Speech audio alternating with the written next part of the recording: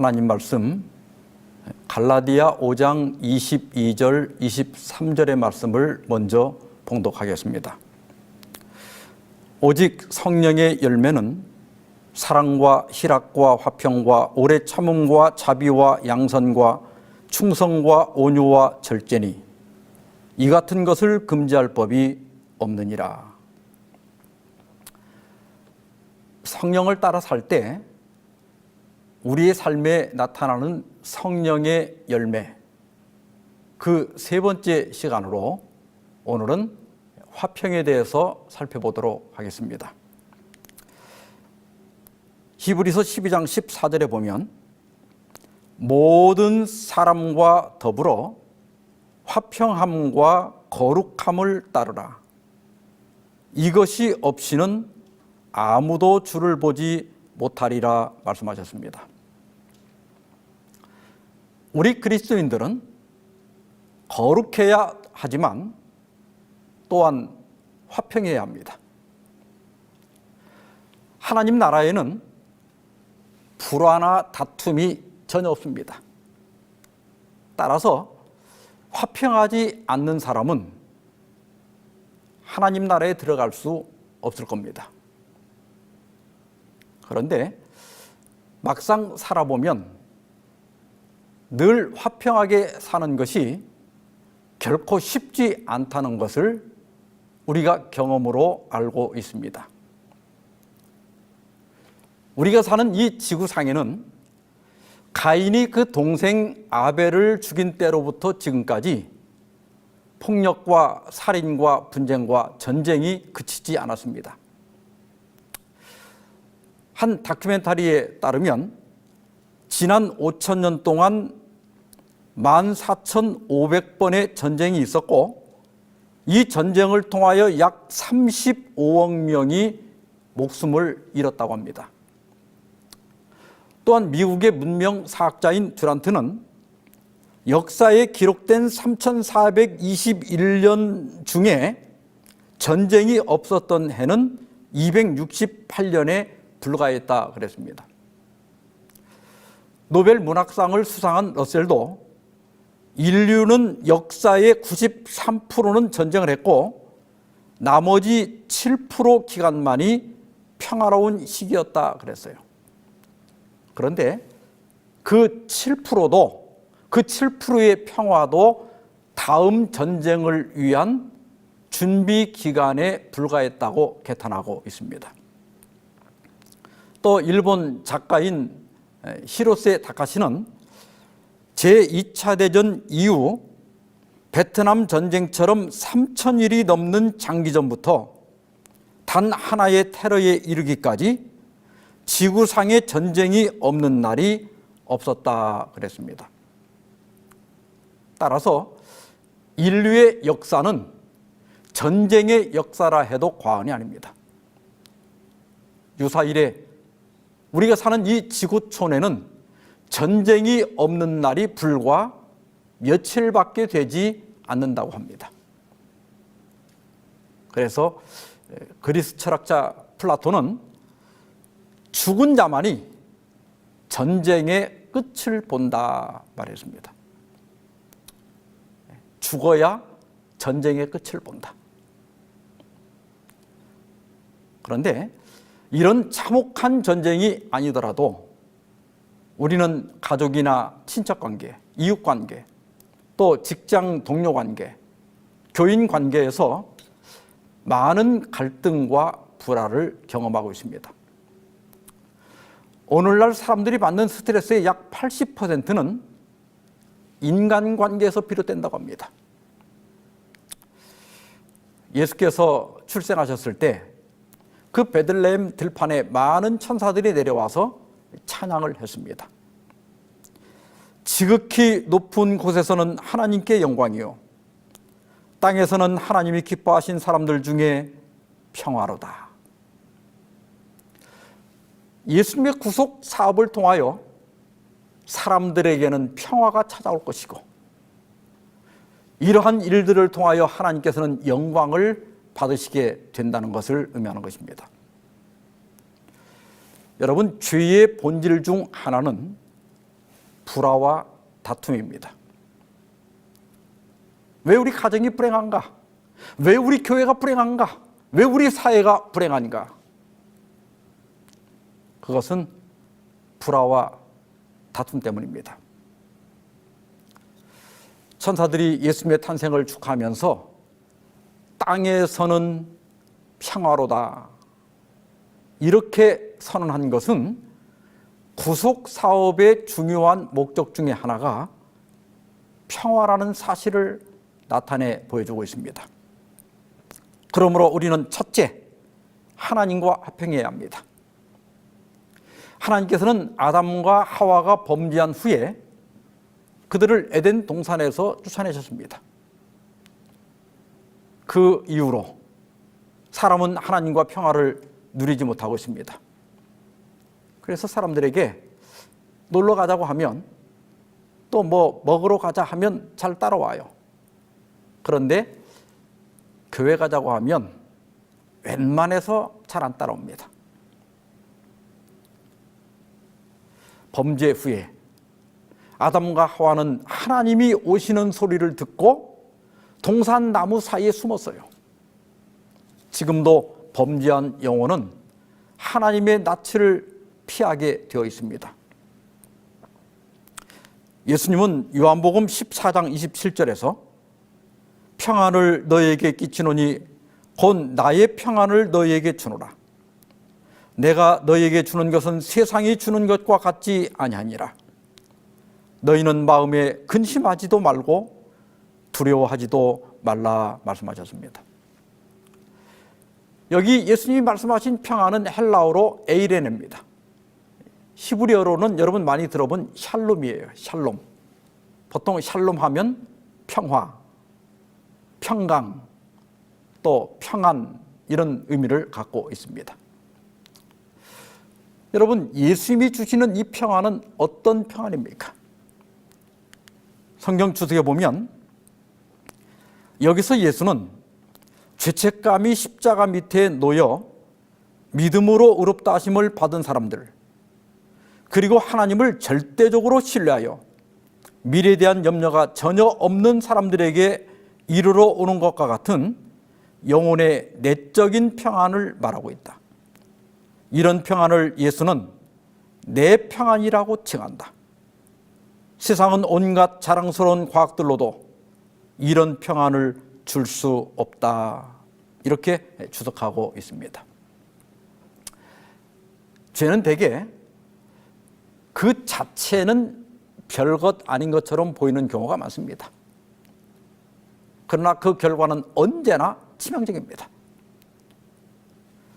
하와가 선악과를 하나 따먹은 거, 사실 그게 별것 아닌 것처럼 보였습니다. 뭐 당장 배탈이 나거나 죽는 것도 아니었어요. 그러나 그 결과는 너무나 치명적이었고 불가역적이었습니다. 모든 불행과 고통과 죽음의 본문이 열린 것입니다. 지금도 죄를 지을 때 뭐 하기 싫은데 억지로 짓는 경우가 그렇게 많지는 않습니다. 다들 자기가 원해서, 자기가 좋아서 죄를 짓는 거예요. 그러나 그 죄를 짓고 난 다음에 그 죄 지은 양심은 결코 평안할 수가 없습니다. 화인 맞은 양심이 아니라면 필연적으로 꺼림칙한 마음이 들고 양심의 가책과 죄책감을 느낍니다. 사실 이것이 죄 자체보다 더 해로운 거예요. 이런 양심은 깨진 독과 같아서 아무리 은혜를 쏟아 부어도 다 금방 새나가 버리고 맙니다. 그래서 종말이 두렵고 재림이 겁이 납니다. 조사심판이라고 하는 명백한 성경적 교리를 부인하고 싶어하는 그 심리 이면에는 죄책감이 있을 수 있습니다. 로마서 4장 5절에 보면 믿음으로 말미암는 의를 이렇게 설명합니다. 이를 아니할지라도 경건하지 아니한 자를 의롭다 하시는 이를 믿는 자에게는 그의 믿음을 의로 여기시나니. 여기 이를 아니할지라도, 이 말은 내세울 만한 선행이 없을지라도 이런 말입니다. 우리 모두 하나님 앞에 내세울 선행이 없습니다. 근데 아마 전혀 없는 건 아닐 거예요.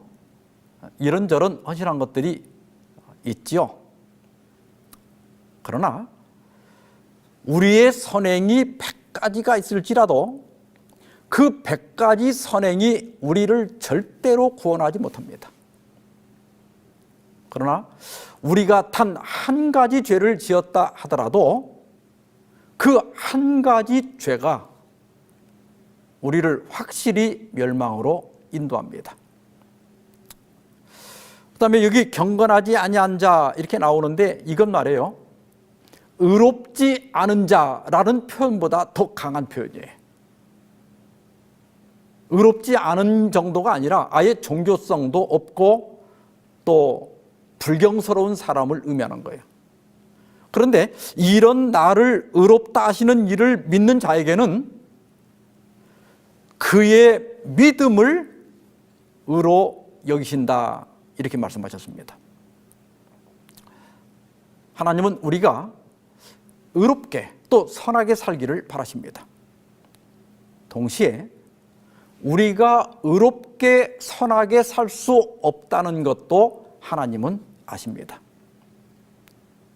따라서 하나님은 우리가 경건하지 않을지라도, 우리가 불경한 사람일지라도, 돌아보면 죄투성일지라도 그런 상태 그대로 하나님을 믿으면 그 믿음을 의로 여기신다고 하는 거예요.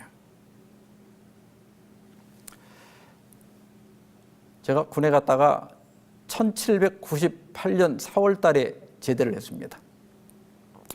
그리고 부모님을 따라서 그 당시에 흑석동교회, 지금의 동작중앙교회를 다녔어요. 안식일 오후마다 청년들하고 성경 공부를 했는데 시대소망을 읽었습니다. 그런데 그 기억하기도 좋아요. 시대소망 123페이지, 1, 2, 3페이지예요. 그는 생각으로라도 시험에 굴복하지 않으셨다. 거기까지는 오케이. 예수님이니까 별 문제가 없었습니다. 그런데 그 다음에 우리도 그렇게 할 수 있다, 이렇게 돼 있는 거예요. 행동이 아니라 생각까지 죄를 짓지 않을 수 있다? 그건 아니었어요. 그래서 생각까지 죄를 짓지 않는데 도전해 보기로 했습니다. 근데 사람들을 계속 만나면서 죄를 안 지키는 어려웠어요. 그래서 저 시골로 깊은 산속으로 무수히 다녔습니다. 2주 금식도 하고 일주일 금식도 1년에 몇 번을 했어요. 금식이 첫 3일이 어렵지 3일만 지나면 편해진다는데, 저는 3일부터 본격적으로 금식의 효과가 부정적으로 나타나기 시작했습니다. 온 몸이 얼마나 고통스럽고 힘든지 기도도 안 되고, 죄를 회개해야 되는데 과거에 먹다 남긴 것을 회개하기 시작했습니다. 꿈을 꿔도 먹는 꿈만 꾸는 거예요. 제 정상 체중에서 7kg, 8kg가 빠진 상태에서 거의 5년가량을 고행하면서 살다 보니까 영양 부족으로 병이 왔습니다. 한계에 도달했어요. 그래서 그만하기로 했습니다. 마지막 산에서 철학 기도를 마치고 집으로 가기 위해서 산에서 내려오는데 갑자기 요한복음 1장 29절의 말씀이 떠올랐어요. 보라, 세상 죄를 지고 가는 하나님의 어린 양이로다. 저는 그날 새벽 난생 처음으로 세상 죄를 지고 가신 어린 양을 바라봤고, 그 어린 양을 바라보는 순간 내 모든 죄가 이미 십자가에서 해결된 것을 깨닫게 되었습니다. 그때 저는 예수님의 평안을 경험했습니다. 지금도 저를 바라보면 절망적이지만 십자가를 바라보는 순간 화평을 누리고 있습니다. 사도 바울은 로마서 5장 1절에서 그러므로 우리가 믿음으로 의롭다 하심을 받았으니 우리 주 예수 그리스도로 말미암아 하나님과 화평을 누리자 말씀했습니다. 여러분, 믿음이 중요합니다. 마지막 때에 우리가 죄를 짓지 않았기 때문에 완전해지는 것이 아니라 믿음으로 완전해지는 것입니다. 단지 바라봄으로, 그렇습니다.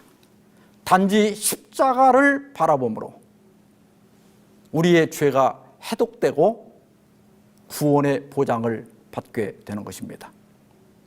그날 저를 하나님과 화목하게 했던 그 화평이 이 순간 자기 자신이 아니라 그리스도를 바라보는 여러분들에게도 함께하기를 주의 이름으로 축원합니다. 두 번째는 하나님과 평화한 우리는 또한 모든 사람들과 평화해야 합니다. 로마서 12장 18절에 보면 할 수 있거든 너희로서는 모든 사람과 더불어 화목하라 말씀했습니다. 할 수 있거든, 이 말은 우리가 화목할 수 없을 때가 있다는 것을 전제로 합니다. 나는 가만히 있는데 다른 사람이 나를 욕하고 또 싸움을 걸어올 때가 있습니다.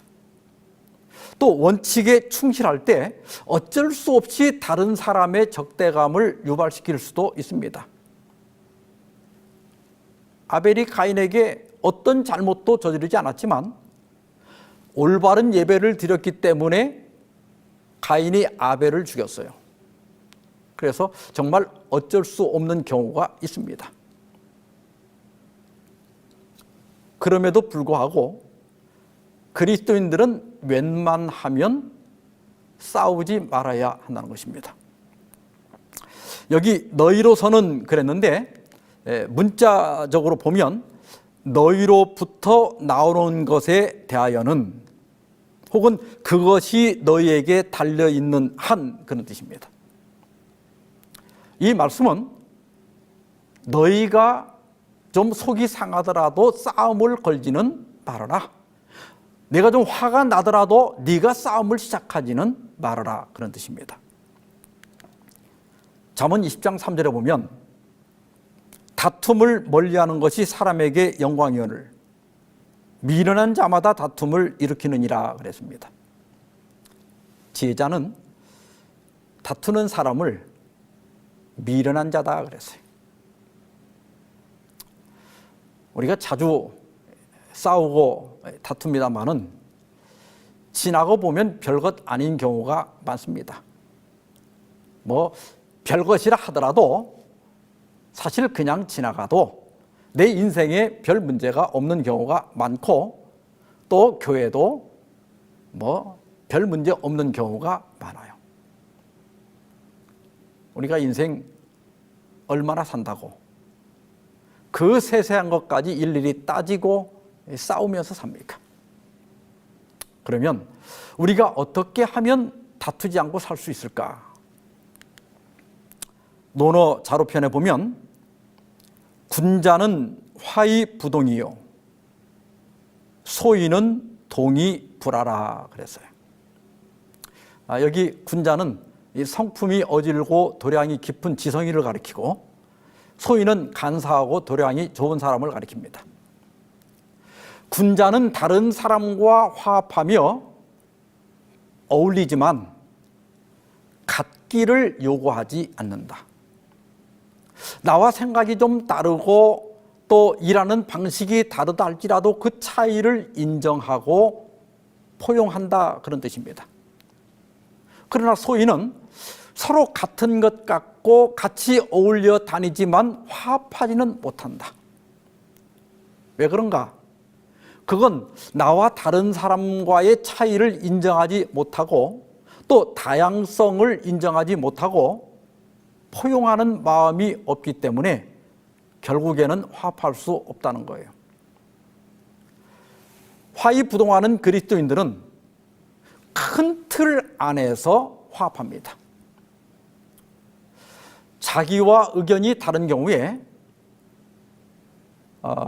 다르다는 생각은 하지만은 다른 것 때문에 그 사람을 멀리하거나 심지어 원수를 삼지는 않습니다.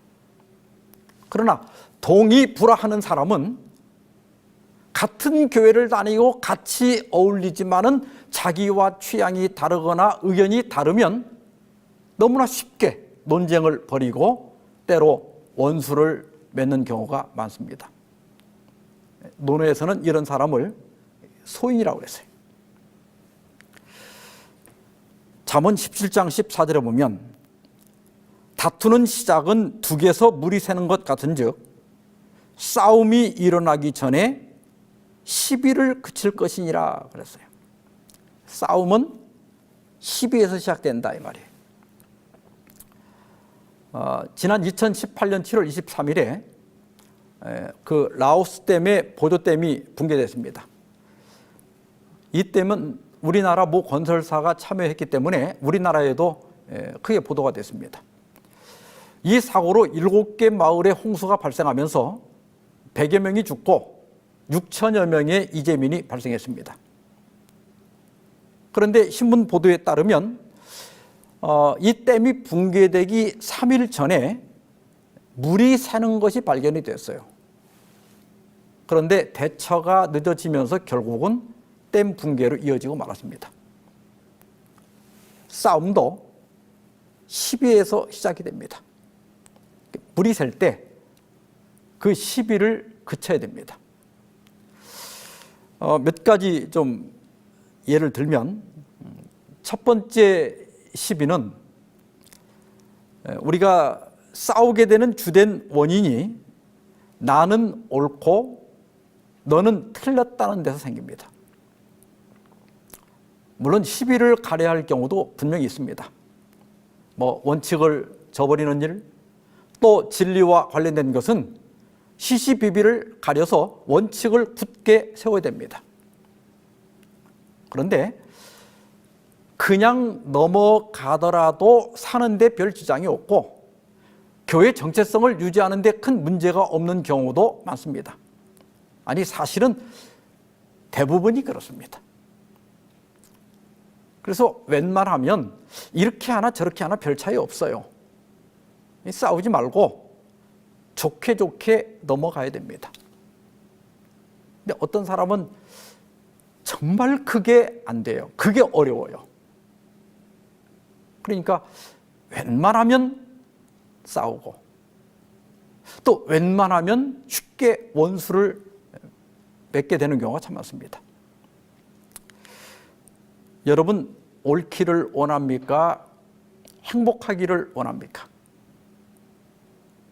이 두 가지는 서로 배타적이어서 옳기를 선택하면 틀린 것과 싸워야 하고 싸우면 불행해지죠.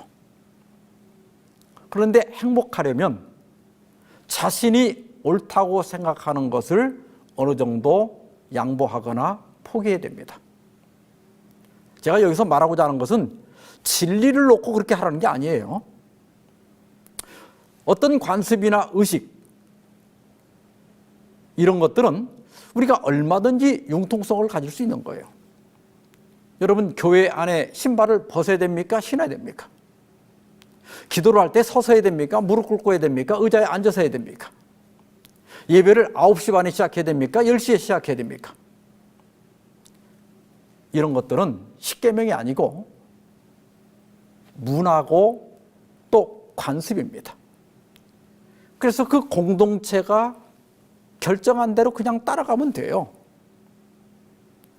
직원회나 어떤 절차를 거쳐서 결정이 되었으면 일단 따라가야 됩니다. 일단 결정했으면 일정 기간, 적어도 1년 정도 해보고 안 되면 문제가 있다면 내년에 고치면 돼요. 근데 어떤 분들은 직원에서 결정을 하고 교회 총회가 결정을 해도 자기가 불편하니까 끝까지 반대해요. 그러면 결국은 평화가 깨질 수밖에 없게 됩니다. 가래뽑은 기별 1권 170페이지 보면 사탄은 만일 자기가 사람들의 정신을 경박하고 하찮은 것들에 열중케 할 수 있다면 저들이 중요한 문제들을 거들떠보지 않게 되리라는 것을 잘 알고 있다. 그러므로 사탄은 경박하고 사소한 문제들을 생각하기 좋아하는 사람들의 관심을 위하여 풍부한 재료들을 준비해 놓을 것이다 그랬습니다. 사탄은 우리가 따지고 싸우려고 하면 죽을 때까지 싸울 수 있는 풍부한 재료들을 준비해 놓고 있습니다. 구원에 중요하지 않은 문제나 또 그냥 지나가도 괜찮은 문제들은 그냥 지나가시기 바랍니다. 미국에서 존경받는 명사 중에 한 사람이며 심리치료사인 리처드 칼슨이라는 사람이 있어요. 이분이 안타깝게 돌아가셨습니다마는 이분이 쓴 책 중에 우리는 사소한 것에 목숨을 건다는 책이 있어요. 거기 서문에 보면 자신이 경험한 한 이야기를 여기 실어놨습니다. 외국에 있는 한 출판사가 자기 책을 번역해서 출판하게 됐는데 그 책의 홍보를 위해서 베스트셀러 작가인 웨인 다이어 박사의 서명을 실을 수 있도록 도와달라고 요청해 왔어요. 그래서 칼슨 박사가 웨인 다이어 박사에게 편지를 보냈지만 아무리 기다려도 답장이 오지 않는 겁니다. 그래서 다이어 박사가 거절한 것으로 생각하고 출판사에 그의 서명을 실을 수 없게 되었다고 알렸습니다. 6개월이 지난 다음에 번역된 책 한 권을 받아든 칼슨 박사는 깜짝 놀랐어요. 자기 책 표지 오른쪽에 다이어 박사가 다른 책에 허락한 서명을 딱 인쇄를 해가지고 팔고 있는 거예요. 칼슨 박사는 무척 화가 났고 또 법적인 문제도 생길 수 있기 때문에 굉장히 걱정이 됐습니다. 그래서 출판사에 즉시 책을 회수하라고 요구하고 다이어 박사에게 사과 편지를 보내서 상황을 설명하고 수습 방안을 의논을 했습니다. 편지를 보내고 어떤 답이 올지 노심초사하면서 몇 주를 기다리는데 드디어 답장이 왔어요. 근데 그 편지 답장은 이렇게 되어 있었습니다. 리처드, 조화롭게 사는 데는 두 가지 규칙이 있어. 첫째, 사소한 것에 연연하지 말라. 둘째, 모든 것은 다 사소하다. 서명은 그냥 쓰게 놔두시오. 친애하는 웨인. 어때요? 멋져요? 네. 자, 여기 우리가 서로 다투지 않고 평화롭게 조화롭게 사는 두 가지 규칙이 있다고 그랬는데 첫째가 뭐예요?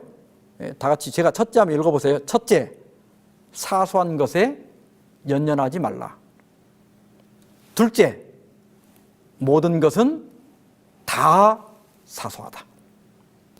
모든 것은 다 사소하다. 여러분, 어떤 이렇게 문제가 발견되었을 때 내가 볼 때 이렇게 하면 안 되는 것 같은데 그때 내가 말해도 별 문제가 없으면 말씀하세요. 근데 내가 이것을 말하면 싸움이 날 것 같다. 그러면 여기 두 번째, 모든 것은 다 사소하다. 이걸 한 10번만 하세요. 그러면 별일 없이 지나갈 거예요. 그 다음에 우리가 두 번째로 그쳐야 할 시비는 베드로전서 4장 15절입니다. 너 중에 누구든지 살인이나 도둑질이나 악행이나 남의 일을 간섭하는 자로 고난을 받지 말려니와. 여기 남의 일을 간섭하는 거예요. 이 세상이나 교회의 일을 자기가 다 책임진 것처럼 일일이 간섭하며 살 필요 없어요. 내가 아무 말 안 하고 가만히 있어도 사람들이 다 자기 할 일 하고 또 최선을 다해서 삽니다. 저 사람이 왜 저렇게 하지? 이해가 안 되더라도 무슨 사정이 있겠지 하고 넘어가는 게 좋아요.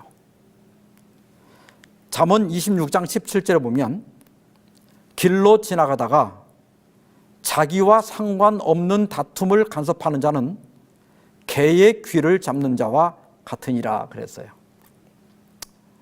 개는 이 귀가 아주 예민한 동물이에요. 그래서 귀를 잡으면 물려요. 마찬가지로 나와 상관없는 일에 자꾸 콩나라 판나라 간섭하면 결국 갈등이 시작되고 또 싸움이 시작될 수 있습니다.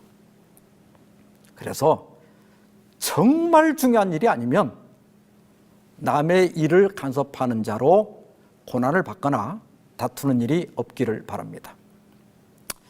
세 번째 시비는 서로 비방하는 거예요. 야고보 4장 11절 12절에 보면 형제들아 서로 비방하지 말라. 형제를 비방하는 자나 형제를 판단하는 자는 곧 율법을 비방하고 율법을 판단하는 것이라. 내가 만일 율법을 판단하면 율법의 준행자가 아니요 재판관이로다. 입법자와 재판관은 오직 한 분이시니 능히 구원하기도 하시며 멸하기도 하시느니라. 너는 누구기에 이웃을 판단하느냐. 여기 서로 비방하지 말라. 이 말은 비방하기를 멈추라. 혹은 험담하기를 멈추라. 그런 말이에요. 왜 그런가? 나도 심판을 받아야 할 피고라는 거예요. 내가 재판관이 아니라 나도 심판을 받아야 할 피고다. 그래서 어떤 일이 비록 사실이라 할지라도 진정한 그리스도인이라면, 진정한 하나님 나라의 백성이라면 감싸주고 덮어줘야지 비방하거나 험담을 하거나 판단해서는 안 된다는 것입니다. 사도행적 319페이지에 보면 그리스도와 같은 사랑은 다른 사람들의 동기와 행위에 가장 좋은 해석을 가한다. 이것은 쓸데없이 그들의 잘못을 드러내지도 아니하고 불리한 보고에 열심히 귀를 기울이지도 아니하고 오히려 다른 사람들의 좋은 품성들을 기억하고자 노력한다 그랬습니다. 그리스도와 같은 사랑은 다른 사람들의 동기와 행위에 가장 좋은 해석을 가한다. 그러니까 무엇이든지 좋게 생각한다 그런 뜻이에요. 여러분 김장할 때 아무리 좋은 배추를 골라서 사도 김장하다 보면 버릴 부분이 있죠. 그런데 아무리 버릴 부분이 많다 하더라도 먹을 부분이 훨씬 많습니다. 그래도 교회 나오는 사람들은 잘 살아보겠다고 나오는 사람이에요. 교회 다니는 사람이 왜 저래? 그러지 말고 아이고 저 사람 그래도 교회를 다니니까 저만큼 하는 거야. 이렇게 생각하시기 바랍니다. 여러분 이 세상에 절대적으로 잘못된 사람은 없어요.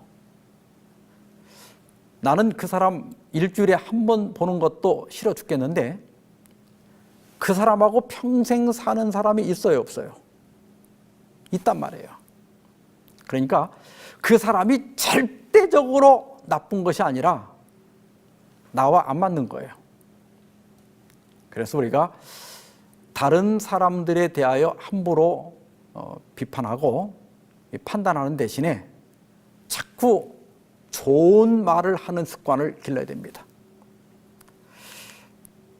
성화단생의 85페이지 보면 형제들아 내가 우리 주 예수 그리스도 이름으로 너희를 권하노니 모두가 같은 말을 하고 너희 가운데 분쟁이 없이 같은 마음과 같은 뜻으로 온전히 합하라. 바울은 그들에게 불가능한 일을 하라고 호소하지 않았다. 연합은 그리스도인 완전의 확실한 결과이다. 엘렌 화이트는 분쟁하지 말고 온전히 합하라는 말씀을 인용하면서 연합은 그리스도인 완전의 확실한 결과라고 말했습니다. 즉 우리가 완전해지는 것은 곧 연합하는 겁니다. 그래서 화평하시기 바랍니다. 여러분 정말 화평하시기 바랍니다. 1938년에 미국 하버드 대학에서 그 하버드 대학생 그 2학년 학생들하고 그 보스턴의 빈민촌의 소년들 724명을 추적 조사하기 시작했습니다. 무려 75년 동안이나 조사를 진행했어요. 그리고 이제 2013년에 한 60여 명이 생존해 있었는데 이제 대부분이 벌써 90이 넘었죠. 근데 이 월딩어 박사는 이 연구 프로젝트를 책임진 네 번째 책임자인데 그는 이 연구를 통해서 인간 관계에 대한 세 가지 중요한 교훈을 얻었다고 말했습니다. 첫 번째는 대인 관계가 좋은 사람은 더 행복하고 더 건강하고 더 오래 산다. 외로움은 독약과 같다. 가족이나 친구, 교인들과 좋은 관계를 맺고 있는 사람은 그렇지 않은 사람에 비해서 더 행복하고 육체적으로도 건강하고 더 오래 산다는 거예요. 외로움은 독약과 같다. 그래서 고립된 생활을 하는 사람은 행복을 덜 느끼고 건강이나 두뇌 기능이 일찍 감퇴하기 때문에 단명한다는 거예요. 그리고 두 번째 교훈은 많은 사람을 사귀는 것보다 질 좋은 관계를 맺는 것이 중요하다. 어떤 사람은 이 불화간의 부부가 생길 정도로 친구가 많은 사람이 있어요. 이 친구 좋아하는 사람. 근데 막상 돈 떨어지고 내가 건강을 잃고 요양병원에 들어가 있을 때 몇 명이나 내 곁에 남아 있을까? 그리고 여전히 나를 생각하고 찾아와 줄까? 한번 생각해 보시기 바랍니다. 여러분, 무조건 많은 사람을 사귀는 게 중요한 게 아니라 관계 질이 중요한 거예요. 이게 50세가 되었을 때 사람들과 아주 원만한 좋은 관계를 맺고 있는 사람이 80이 됐을 때도 가장 건강했다고 합니다. 친밀하고 좋은 관계가 노화를 막는 완충제 역할을 한다는 거예요.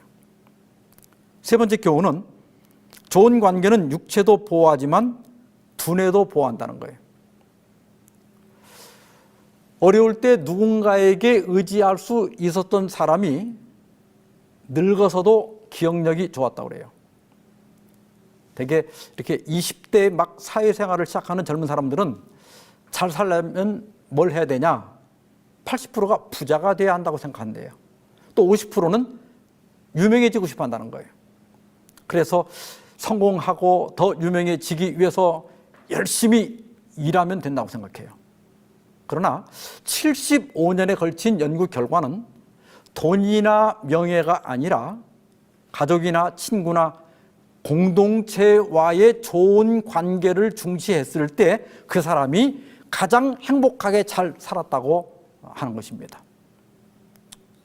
월딩어 박사는 75년간의 연구를 통해 얻은 분명한 메시지는 좋은 인간관계가 우리를 더 행복하고 건강하게 만든다는 사실입니다.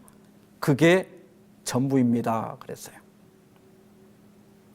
그러면서 이 월딩어 박사는 한 세기 전에 마크 트웨인이 한 말로 그의 연설을 마무리 짓습니다. 시간이 없다. 인생은 짧기에 다투고 사과하고 가슴앓이하고 해명을 요구할 시간이 없다. 오직 사랑할 시간만이 있을 뿐이며 그것도 순간일 뿐이다. 여러분, 인생은 정말 짧습니다. 얼마 안 되는 시간을 다투고 사과하고 가슴앓이하고 잠 못 자고 각방 쓰고 또 해명을 요구하며 낭비하는 거, 바보짓 하는 거예요. 삶을 행복하게 만드는 것은 바로 당신 곁에 있는 사람들이다.